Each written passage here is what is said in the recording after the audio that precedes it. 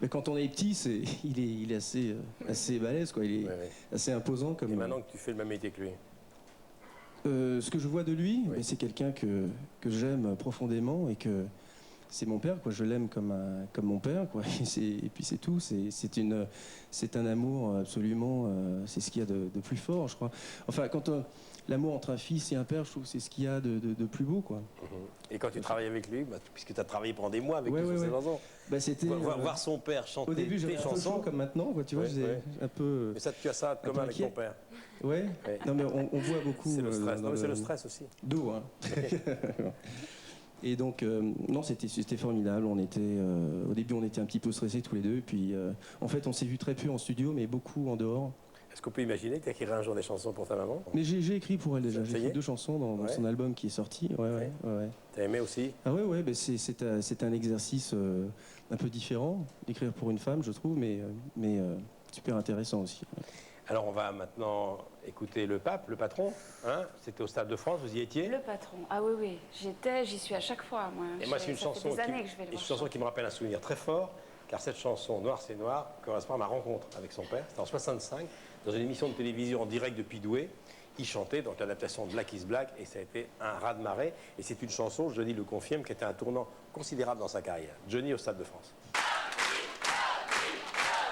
Écoutez, vous l'avez présenté déjà avant moi.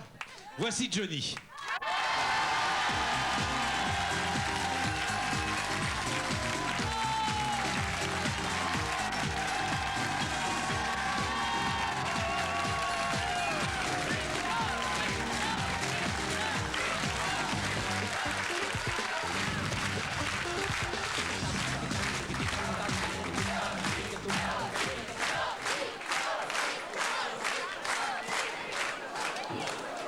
Ça va, Michel?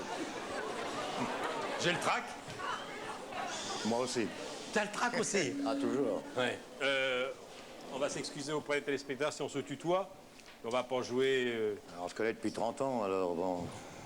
On se tutoie dans la vie, pourquoi pas à l'antenne? On est déjà un vieux couple, hein? Enfin, pour mon dernier spectacle, tu m'as bien aidé, j'oublierai jamais que c'est grâce à toi que j'ai l'autorisation pour arriver en hélicoptère. Exactement, mais on y reviendra, l'hélico, un petit peu plus tard. C'est vrai, ça n'a pas été facile. Non, je sais. Mais ça reste un bon... C'est grâce à lui, hein, grâce à Michel. Bon, Johnny, on va parler un petit peu du Stade de France tout à l'heure, mais aujourd'hui, on va parler cinéma. Parce qu'il faut savoir que tes 2 passions, parmi tes passions, il y a évidemment la chanson, la scène, c'est ta vie, mais il y a le cinéma. Moi, au départ, ma vocation, c'était pas du tout d'être chanteur. Je suis devenu chanteur par accident. Et je voulais être comédien. Je suivais des cours d'art dramatique à l'école du Centre d'art dramatique de la rue Blanche, chez Marie Marquet. Et les cours étaient payants. Pour payer mes cours, je chantais dans des balles le samedi, le dimanche après-midi, jusqu'au jour où un directeur de maison de disques m'a entendu, m'a fait passer une audition et m'a fait enregistrer mon premier disque. Et si tu veux, ma carrière de chanteur a démarré comme ça. Bon, pour se mettre dans le coup, un petit rock. Hein, ça va nous rappeler un petit peu les débuts. Les rats de cave, Saint-Germain-des-Prés, tout ça c'est des souvenirs. Le swing, le rock acrobatique, Dominique Lisette, ils sont là. Ça va rappeler des souvenirs à beaucoup de téléspectateurs. Et c'est toujours à la mode. On danse le rock toujours dans les boîtes. Il n'y a pas seulement des boîtes un peu où on n'entend que de la techno, il y a encore des boîtes où on danse le rock. Bien sûr, mais tu sais, le rock'n'roll, c'est devenu comme le blues, comme le jazz. C'est indémodable maintenant. C'est devenu un classique de la musique. Le rock acrobatique, c'est pour Johnny. On y va.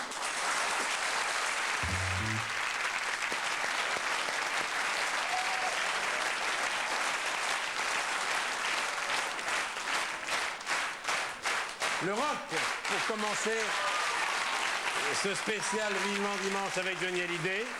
Je demande d'accueillir maintenant 2 des partenaires de Johnny dans un film de Laetitia Masson qui sort dans quelques jours, qui s'appelle Love Me. Sandrine Kiberlin. Jean-François Stévenin.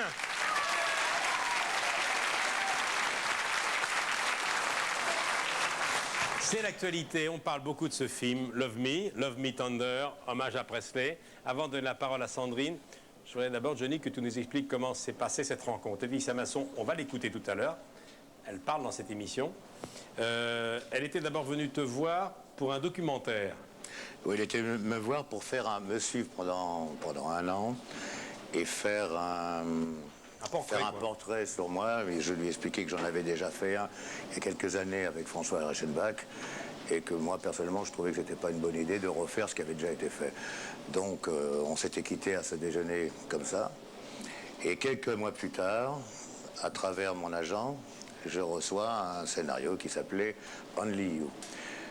Quand j'ai découvert le scénario, j'avais pas lu encore le scénario, Only You, ça m'a fait rire parce que c'était le titre du film, c'était le nom du bateau sur lequel j'avais vécu pendant un an. Alors je dis, la coïncidence est quand même frappante et assez marrante quand même. Bon.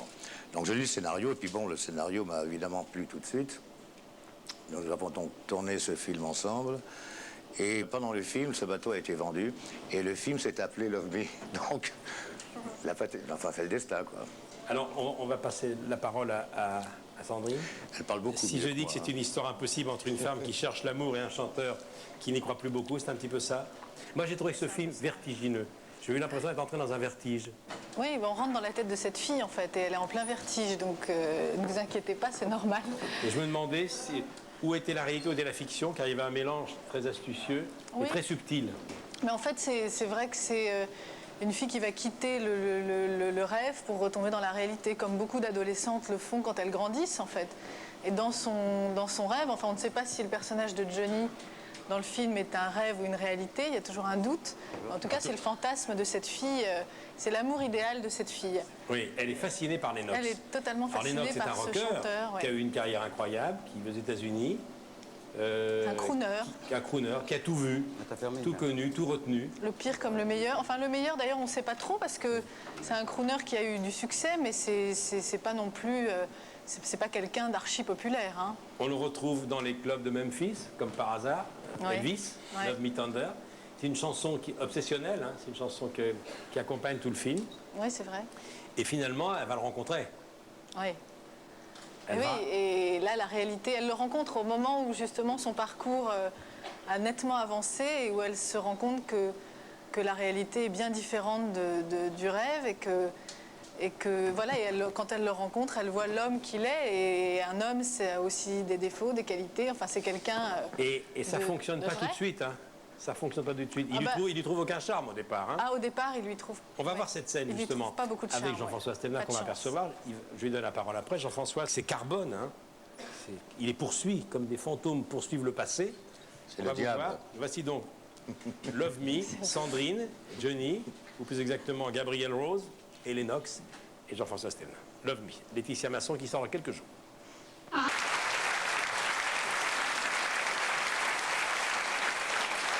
Même dans un film, il faut l'entendre ça. Hein. Ah, on a suivi des choses au cinéma. Il est dur en son.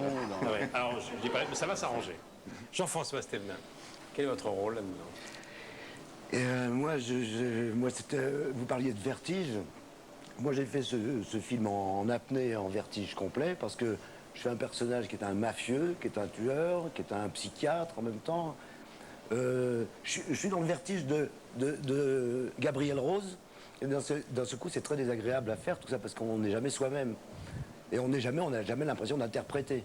C'est le genre de film très impressionniste où on est d'un seul coup une petite tache de bleu, puis le lendemain on devient un peu mauve dans un tableau comme ça. Alors, on ne peut pas avoir de point de vue. On essaye, par contre, ça c'est l'avantage quand dans un film qui est très dirigé, très manipulé, on dirait, on essaye d'être vers la direction où vous envoie le metteur en scène. Et c'est pas facile. Alors, parce qu'on a toujours l'impression de lui déplaire. Donc on était là très frileux les uns des autres, en train de se demander si c'est le genre de film où rien ne va quand on tourne. Alors, j'ajoute qu'il y a Salomé Stévenin dans le film, il y a Aurore Clément, il y a Julie Depardieu, qui est charmante. Et c'est un film signé Laetitia Masson. Alors, Laetitia Masson, des trois invités que je reçois aujourd'hui, vous êtes sans doute celle qui la connaît le mieux. Si je dis que vous êtes un peu son actrice fétiche, c'est vrai. Son premier film, c'était avec vous. C'est un personnage, je l'ai rencontré, on va l'écouter tout à l'heure, très jeune. Parlez-moi d'elle. Elle va parler de Johnny après. Ah oui, il y a plein de choses à dire sur elle. Elle est une des rares d'abord femmes une cinéaste, ça c'est sûr. Il n'y a qu'à voir ses films pour ne plus en douter. C'est quelqu'un de rare parce qu'elle est pure, elle est vraie, elle est sincère, elle est honnête, elle aime beaucoup les acteurs, enfin elle les aime profondément. Elle écrit ses histoires, elle les met en scène, elle a 33 ans. Avant, c'était elle déjà. Elle a beaucoup de talent parce qu'à 33 ans, faire tout ça... Oui, jeune. Et elle a un vrai regard, je trouve, original pour le cinéma français, quoi, parce qu'elle a une façon de mettre en image ces histoires qui est très propre à elle et qui ressemble à aucun autre film, je trouve, en France. Enfin. Alors, vous et puis je ne vous parle pas d'elle, moi c'est mon amie, donc. Bien sûr. Et puis cette façon de ne pas lâcher, c'est-à-dire sur un projet comme ça qui est tout à fait très personnel, Ah oui. d'entraîner tout le monde C'est un ton qui ressemble dans à un aucun autre. cauchemar comme ça, qu'elle est seule à diriger. Alors, c'est costaud. vous connaissiez Johnny tous les deux, vous depuis très longtemps, Jean-François. J'ai lu l'excellent livre de Daniel Rondeau, qui va nous rejoindre tout à l'heure, Ouais. qui est un livre extrêmement important. Ouais. Et je découvre, vous étiez en préparation à HEC il y a 30 ans, que vous avez découvert Johnny, vous l'avez vu des dizaines de fois. Palais des Sports 69, Vous aviez la moto en commun à l'époque, hein, toujours. et vous ne l'avez pas lâché. Je veux dire que dans le livre, vous dites, dès que je suis avec Johnny, plus rien n'est normal. Tu rentres dans une boîte de nuit, il a un effet de brise-glace, les gens s'écartent sans croiser son regard, et lui, il continue à te parler comme s'il était au fond de la jungle. Hein. Et vous dites que c'est qu'à chaque fois que vous êtes avec Johnny, vous avez l'impression d'être avec un extraterrestre finalement. Ah, c'est l'effet Neptune, j'appelle ça L'effet Neptune, C'est-à-dire, si c'est dans un restaurant, les gens se mettent à parler plus fort, ou elle n'aura plus parlé du tout, tout bouge, quoi, c'est plus pareil. Bien sûr. Alors, Presley, l'ombre de Presley, évidemment, Love Me Tender plane sur ce film. On va le retrouver là, Presley. Heartbreaker Hotel. Heartbreaker Hotel. Alors, j'ai lu quelque part que tu as découvert Elvis à 14 ans en voyant le film Loving You. C'était ton premier choc. Bien sûr, oui. Dans un cinéma de quartier, du côté de la plage Clichy. Et c'est un film où ils étaient habillés en western un peu. Donc moi, je pensais aller voir un western. Et puis, c'était un film sur un chanteur. Film musical. Un film musical dont Elvis Presley était la vedette. Et c'est comme ça que j'ai découvert Elvis Presley. Alors, on va retrouver Elvis, Heartbreaker Hotel. On ne pouvait pas parler de Loving You sans faire une parenthèse presleyenne. On écoute Elvis. Alors, est-ce que vous étiez fasciné, intéressé par le parcours de Presley? Parce que vous êtes amoureux d'une chanson. Le titre du film, c'est Love Me Tender. Est-ce que vous avez découvert Presley avec Johnny ou avec ce film ou c'était... Non, je connaissais le mythe et tout ça, mais dans le film, elle est amoureuse de celui qui chante du Presley, donc elle est amoureuse de Lennox. Il faut dire que Johnny chante du Presley dans Voilà, le film. c'est ça. Oui. Ça a dû être... chante C'est pas arrivé souvent. Ça m'arrive de temps en temps dans mes spectacles, quand je finis un spectacle, quand j'enchaîne deux, trois rocks à la fin des spectacles, ça m'arrive de faire des chansons de Presley ou de Jerry Lee Lewis, par exemple. Mais d'en enregistrer, non, ça ne m'arrive jamais.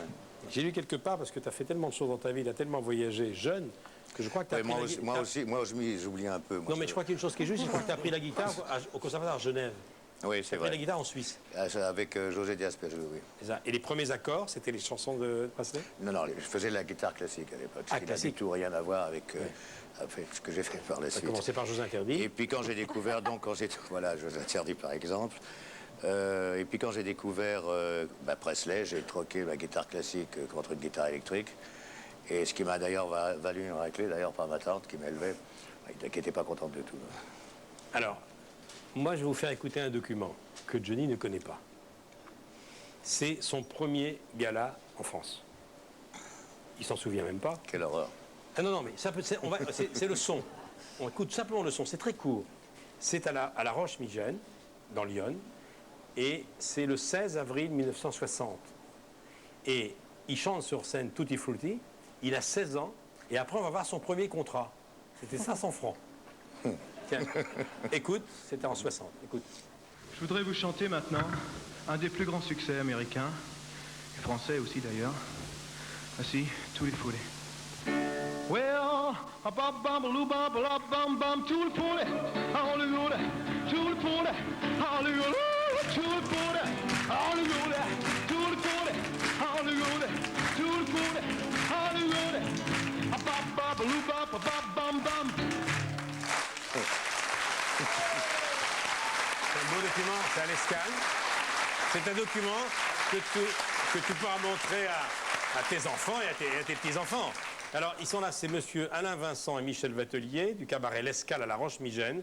Et ils sont venus aujourd'hui t'apporter ce cadeau. Et ils te remettront d'ailleurs ces documents après l'émission. Mais on a le premier cachet de Johnny. T'étais pas payé cher. Hein. Attends, regardez. Et regardez en gros plan, voilà, 500 francs, non 58 francs anciens, un voyage aller-retour. T'étais payé un voyage aller-retour, voilà, en matinée. Et c'était son premier gala. En réalité, t'avais quand même chanté déjà avant 16 ans, oui. Oui, j'ai commencé sur scène. À l'époque, quand j'étais en tournée avec Desta et Léa Hallyday, j'ai voyagé un peu partout dans toute l'Europe avec eux. Et je chantais une chanson au milieu de leur numéro de danse, qu'ils aient le temps de se changer. Qu'est-ce que tu chantais? À l'époque, je chantais des... Bon, tu sais, j'avais 12 ans, alors je chantais des chansons dans le style d'Avec Roquette, des chansons comme ça. Alors, on continue, si vous nous rejoignez. C'est l'acteur Johnny Hallyday qui nous intéresse aujourd'hui. On passe 2h30 avec lui, avec ses copains du film de Laetitia Masson, avec Sandrine et avec Jean-François. Et maintenant, on va écouter des gens de cinéma qui parlent de Johnny. Alors, même si tu n'as pas tourné avec lui, j'ai voulu l'interviewer parce que sans doute un de tes amis les plus proches qui connaît le mieux, c'est Philippe Labro, qui n'a pas seulement écrit des chansons pour toi, mais qui est un metteur en scène. Hein. Il a écrit des films. Hervé Pallutte, ça c'est pour Lansky. Et puis Laetitia Masson, bien sûr. On les écoute tous les trois. Voici donc les ondes cinéma qui parlent de Johnny. Une ou deux fois comme ça, par hasard, mais surtout, je l'ai vu à la projection de mon premier film. Alors, qui était venu pour voir ce film, qui est un film de route que personne n'a vu d'ailleurs, qui s'appelle Tout peut arriver. Et j'ai bien vu à quel point, déjà à l'époque, et je crois qu'il en a été nourri toute son enfance, toute son adolescence, toute sa jeunesse, il était passionné par, n'oublions jamais que ça s'appelle en anglais motion picture, c'est-à-dire l'image en motion, l'image en mouvement. Donc Johnny est un cinglé de cinéma et par conséquent, effectivement, il aime en faire, il veut en faire, il en fait et il en fera. Alors, il attend le rôle. Non, il fait plus qu'attendre le rôle, il le cherche.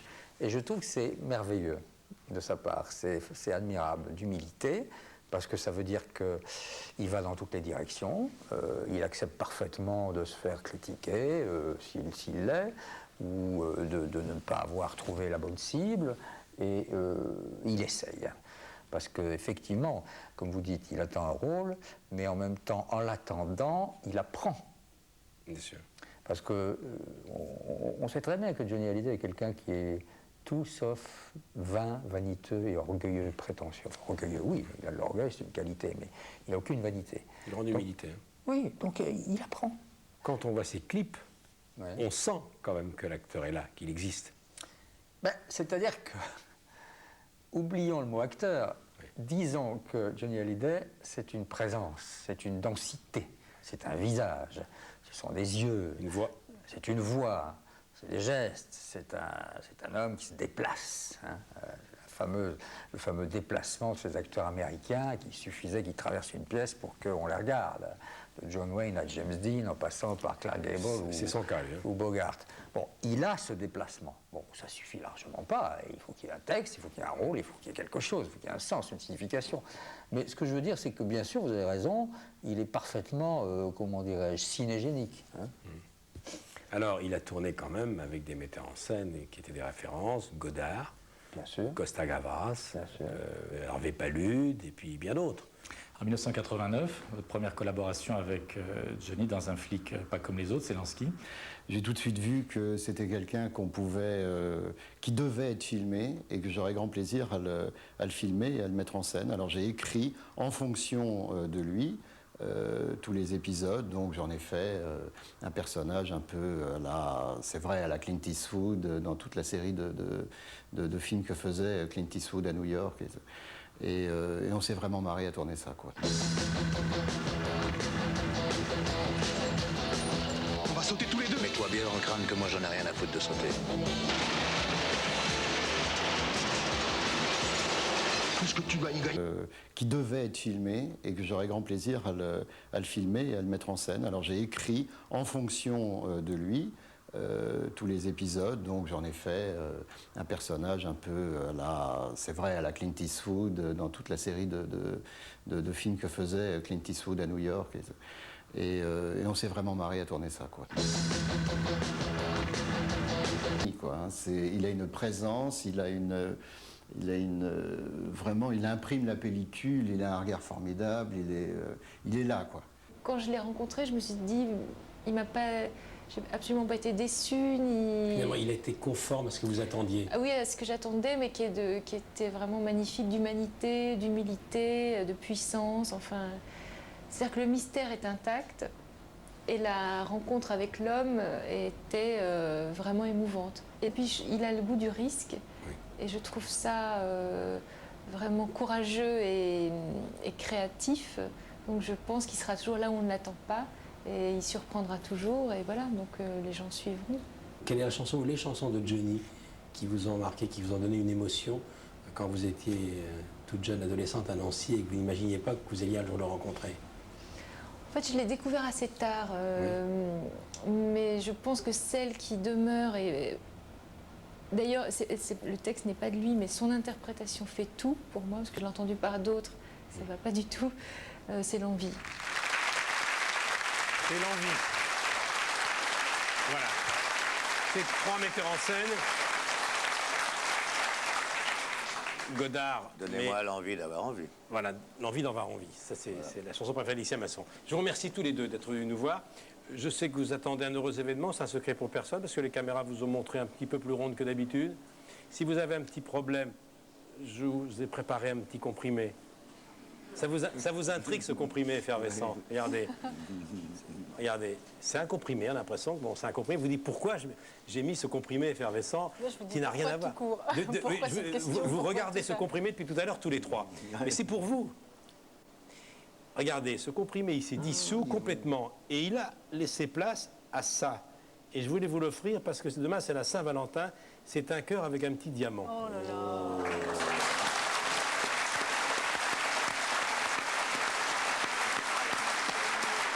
En or blanc.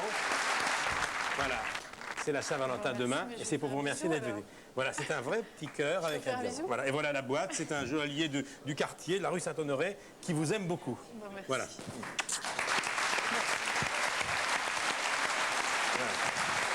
Voilà, vous pouvez le mettre.